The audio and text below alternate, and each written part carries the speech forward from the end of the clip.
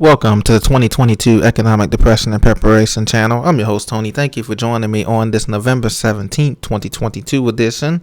Please be sure to subscribe to this channel, Preach to Me, for the latest financial news. I appreciate your support. I do read all the comments, and they're insightful and are a blessing to me and a blessing to others, I'm sure. Today, ladies and gentlemen, we're going to talk about this economy, the flatlining of stocks today, as it was pretty much flatlined, only down 7 or 8 points or so at the closing bell. We're also going to be talking about the upcoming layoffs that are going to be coming as a result of this recession. It's not going to be as bad as many feared, but there are going to be some cutbacks in many private sector and company jobs as well. And we're also going to talk about the supply chain and how it's messing up the UK economy in terms of the high inflation numbers and how that's going to be coming over here and toward the spring and summer of next year, and we're going to be feeling it as well. So let's get right into it, ladies and gentlemen. Right now we have, according to CNBC.com, S&P NASDAQ closed lower for second day as investors weigh outlook for higher interest rates. Well, it's clear that interest rates are continuing to go higher on credit cards, student loans, car loans, any other kind of signature loans that many Americans may need in terms of in the future. So it's clear that the Federal Reserve Bank is committed to raising interest rates to kind of combat inflation. They're not going to totally get rid of inflation, but they want to lower it. Well, so far inflation has only been lowered by less than 0.05%. As you know, it was at 8.8%, and now it's down to about 7.8, 7.9% officially. Unofficially, inflation's at 18-20%, as we all know. So the Dow Jones is now closed at 33,546.32. After it fell much as 314 points in the session, the plunge protection team was at work to bring it back toward even. S&P 500 was down 12 points, a tepid close for it, just below 39.46 on the day. So many people are fearing that the labor market is tight.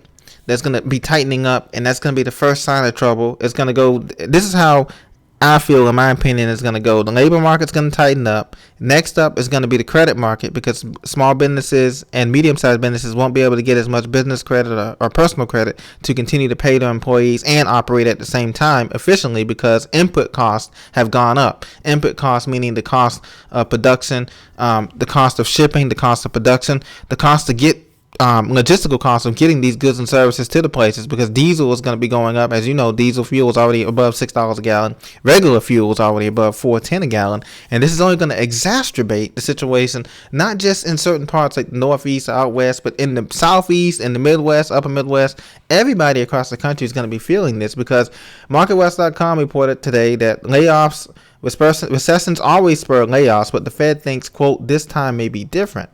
Well, the different time is that the recession this time is going to last much longer than the 2008 recession. And that's going to be the problem that the Federal Reserve Bank can only deal with in terms of printing money. They can do quantitative easing and print money, but the value, the purchasing power of those dollars continue to fall as a result of printing up money. And as my old grandma used to say, there is no such thing as a free lunch. There's no such thing as a free lunch, and now we're seeing that here. We're paying for it on the back end here with this inflation. Not only just inflation, but this greed that's taking place with companies price gouging at oil pump, price gouging for a lot of medical pharmaceuticals that President Biden was trying to get the price down, but now they're price gouging those important pharmaceuticals that many Americans need. And now they're saying there was a amoxicillin shortage of later and stuff like that. So every year there's a shortage of something. Was it diapers? Last time it was toilet paper, diapers, meat. Now this time they're saying it's the shortage of amoxicillin or penicillin, one of the antibiotics needed that children rely on for a lot of their colds and flus and things of that nature. And right now, Bloomberg is saying that UK's trade-heavy economy head towards recession and global slump. So you notice a theme here. It's not just this recession is going to affect the United States, but the United States will be hit more severely, and a lot of the first world countries are going to be hit more severely because they relied heavily on the exploitation of the global market, meaning cheap labor, i.e. cheap labor in other countries, and things of those nature. and shipping the manufacturing out, as you know. And so because of that, the UK is a microcosm, a small part of what's going to be happening on a global scale, as you can see. So the UK, as you can see, it's suffering a trade deficit here, as you can see, negative 38 on fuel, negative 28 on materials manufacture. Even chemicals and food and live animals are down 4% and 9 and 5% respectively across the EU, the sale of British goods. So you can see the deficit here. UK economy continues to weaken. The economy, quote unquote, contracted by 0.02% in the third quarter, suggesting a long recession is already underway. And guys, you have to remember that according to this article, Britain is the only group of the 7 economy that has yet to fully recover from the pandemic. So I guess they're saying that we've recovered. US, Germany, all of the G7 nations have recovered besides Britain. But you have to remember that we've been in this pandemic economy for almost 3 years now, going on 3 years now with this stay-at-home work, telework type of economy, and things still have not improved that much. As you can see here, the UK business investment at the pandemic, it dropped down to 44 billion. Now it's just coming up to 50 billion, almost a break-even point, but it has not been doing good since 2008. As you can see, it was down to 38.3 billion sterling pounds. And then it kind of went up with Brexit. That was back in, you remember Brexit, the breakaway from the EU, the European Union. It went up, but then it flatlined again during the pandemic. And after the pandemic, they have not recovered to pre-pandemic levels. So something to look out for. Another thing to look out for, too, is Amazon. According to CNNbusiness.com, yesterday, Amazon confirms it has begun laying off employees. And this is already following the layoffs of Facebook, Meta, Roku, laying off people. A lot of other companies are laying off people. So Amazon confirmed on Wednesday that the layoffs begun at the company they cut around 10,000 employees this week. Now, to be fair to Amazon, they've been saying that they're cutting this to help with the build. They're building a lot of data warehouses and stuff like that. They're focusing more on the cloud services and data warehouses. To be fair to them, they're saying they're doing that in part because they want to cut and focus on their building data warehouses. But my question is, who is going to be able to find another job in this type of economy where we're only creating 200,000 jobs and we have over 40 million people still unemployed in this country who's not working or either collecting unemployment, who have given up collecting, have exhausted all unemployment benefits? We forget about that. Remember, continuing claims is still rising. Unemployment continuing claims is still rising, meaning those who have stayed on unemployment for 6 months or more.